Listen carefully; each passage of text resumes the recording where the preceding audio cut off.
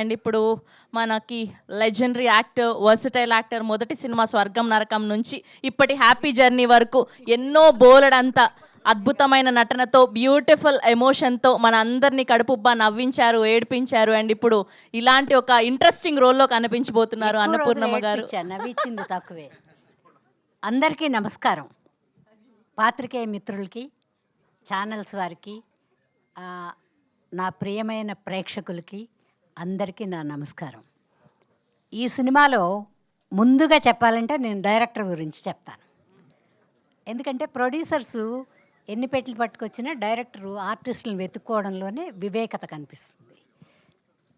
నన్ను సెలెక్ట్ చేసుకున్నారు. ఎలా అని అడుగుతున్నారా? అంతకుముందు ఎవరెవరినో అనుకున్నారు. ఆ అనుకున్న వాళ్ళు మిస్ అవ్వలేదు. ఈ అదృష్టం నాకుంది కాబట్టి వాళ్ళు తప్పుకున్నారని చెప్తాను నేను. ఈ వేషం నాకు ఎలా పడిందంటే 25 ఏళ్ల ముందు మురారి సినిమా చేసేటప్పుడు సుకుమారి అమ్మగారు వచ్చి నాతో పాటు రూమ్లో కూర్చున్నారు. చూసి ఏం సినిమాలు చేస్తున్నావు అన్నారు. చేస్తున్నానమ్మా అని.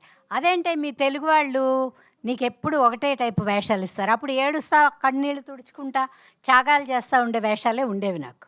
అలాంటి వేషాలు ఇస్తారేంటే నీకు? అదే మా మలయాళంలో అయితే రకరకాల వేషాలు వేయించుతారు నీతో, అన్ని రకాల వేషాలు వేయడానికి నువ్వు బాగుంటావు అన్నారు ఆవిడ. అంటే ఏమో అమ్మా, మా తెలుగు వాళ్ళు ఏది పిలిస్తే అదే, వాళ్ళు దేనికి పిలిస్తే దానికే వెళ్ళి యాక్ట్ చేస్తాను నేను అన్న 25 ఏళ్లకి అభిరామ్ అనే కుర్రాడికి ఈ వేషం నేను వేస్తే బాగుంటుందని వెలిగింది బల్బు. అందుకని నేనేమనుకుంటానంటే పెద్దవాళ్ళ ఆశీర్వాదం ఎప్పుడూ మనకి వెన్నంటి శ్రీరామ రక్షగా వస్తుంది. అప్పుడు సుకుమారి అమ్మగారు అన్నారు. ఆ తర్వాత 25 ఏళ్ళు దాటిపోయినట్టుంది మురారి సినిమా తీసి. ఆ తర్వాత అభి పిలిచాడు. నేను స్వర్గం నరకంలో ఒక హీరోయిన్ వేసి తప్పుకుని తర్వాత మదరు, ఎంతకాలం మదరగానే ఉన్నా. ఇప్పుడు బామ్మ అంటున్నారు. సరే, బామ్మ వేషాల్లో మరి ఈ అబ్బాయికి ఎలా అనిపించిందో. అందరూ వద్దని ఉంటారు నాకు తెలిసి. ఆవిడ బాగుండదు, ఆవిడ చీర కట్టుకుని పెద్ద బొట్టు పెట్టుకుంటేనే బాగుంటుంది, వద్దు అని ఉంటారు. ఈ అబ్బాయి పట్టుబట్టి పాపం ఇప్పుడు ఏదో వచ్చిందిగా కొత్తగా, ఏంటది ఏంటి అబ్బాయి అది, ఆ ఏఐలో పాపం నా బొమ్మ పంపించి ఇక్కడి నుంచి ఏదో డ్రెస్సులు వేయించి వీళ్ళకి చూపించారు ప్రొడ్యూసర్లకి. వీళ్ళు యంగర్స్ కదా, బాలాజీ గారు, కౌశిక్ గారు, తరుణ్ గారు, వీళ్ళందరూ యంగర్సు. శైలేంద్ర గారు వీళ్ళందరూ వద్దని ఉంటారు నాకు తెలుసు. ఎందుకంటే వాళ్ళ చూపు వేరే, ఇప్పుడు వచ్చే పిల్లలు ఇప్పుడు వేసుకునే డ్రెస్సులు అవి. కానీ ఈ పిల్లలందరినీ చూసి నాకు ఎప్పుడూ మనసులో అనిపించేది, ఇంకో జన్మ అంటూ ఉంటే ఈ పిల్లల్లాగా డ్రెస్సులు వేయాలి ఏమైనా సరే అనుకునేదాన్ని. ఇంకో జన్మ దాకా ఎందుకు నీ మొహం, ఈ జన్మలోనే ప్రేక్షకులు ఇలా కనపడు అని ప్యాంట్లు, షర్ట్లు, క్రాఫ్లు అన్నీ వేసి తీశారండి. అయితే ఈ కథ చాలా మంచి కథ. మీ కథ, మా కథ. మాకు కూడా మనసులో ఉంటాయి కోరికలు, అవి చెప్పుకోలేకపోయినా ఏ డైరెక్టర్లో వేషం వేయించి తీరుస్తారు. ప్రేక్షకులకు అలా కాదు కదా. మీరు చెప్పుకుని మీరు బయటకు వస్తే కానీ వెళ్ళలేరు. ఈ సినిమా చూస్తే మీకు అన్నీ అర్థమవుతాయి.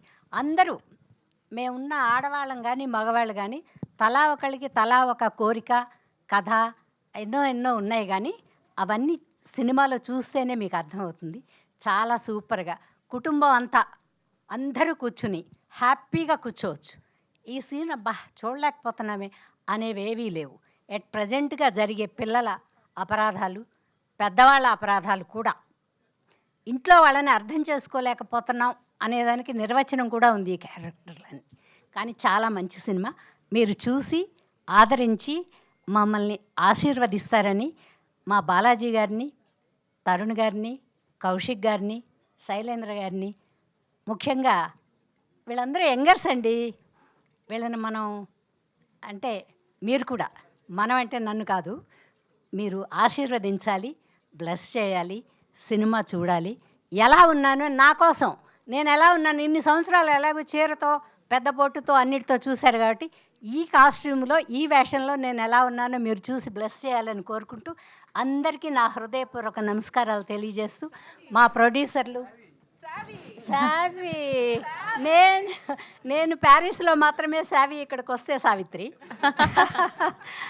కానీ అండి టీంలో పిల్లలందరూ చాలా మంచివాళ్ళు. నేను కొన్ని సంవత్సరాల ముందు ఓ బిడ్డను కోల్పోయి కొంచెం మనసు బాధలో ఉన్నాను. కానీ ప్యారిస్కి వెళ్ళి 20 రోజులు వీళ్ళందరితో కలిసి ఉన్నాక పర్వాలేదు, చాలామంది పిల్లలు ఉన్నారు అమ్మ అమ్మ అంటానికి. నాకు ఒక కుటుంబం ఉంది అని ఒక మనస్తృప్తితో తిరిగి వచ్చాను. నిజంగా చెప్పాలంటే ఈ సినిమా నాకు హ్యాపీ జర్నీ.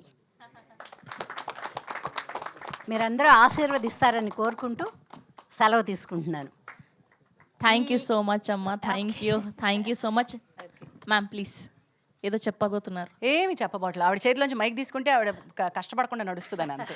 ఓకే, నాకు 24 గంటలు డ్యూటీ పెట్టారు శైలేంద్ర, ఆవిడ బాగా చూసుకోవడం. బాగా చూసుకోవడం అండి, చాలా బాగా అండి. ఇండియా వచ్చిందాకా చూసుకుంది, ఇక్కడ వదిలేసింది. Okay, we have a quick Q&A session with media. Please అందరినీ కూడా వేదిక మీద ఉండవలసిందిగా రిక్వెస్ట్ చేస్తున్నాం. లేదు. ఒక 10 క్వశ్చన్స్ ఫాస్ట్ గా ప్లీజ్. ఫస్ట్ గా ఎవరికి?